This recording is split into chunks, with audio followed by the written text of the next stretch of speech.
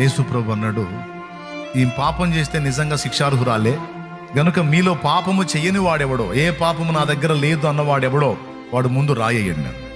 ఆమె వ్యభిచార పాపం చేసింది, నువ్వు ఇంకొక పాపం చేశావు, ఇంకొక పాపం చేసావు, ఇంకొక పాపం చేసావు, ఇంకొక పాపం చేసావు. నువ్వు కూడా పాపివే. ఆమెకు దగ్గర పాపం ఆమె దగ్గర ఉంటే నీకు దగ్గర పాపాలు నీ దగ్గర ఉన్నాయి.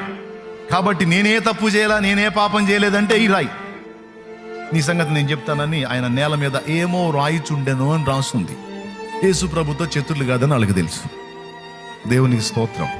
పొరపాటును ఎవడన్నా ధైర్యం చేసి రాయి వేసాడంటే వాడి బతుకు మొత్తం బయట పెడతాడని తెలుసు. అందుకే ఎవడు ధైర్యం చేయలే.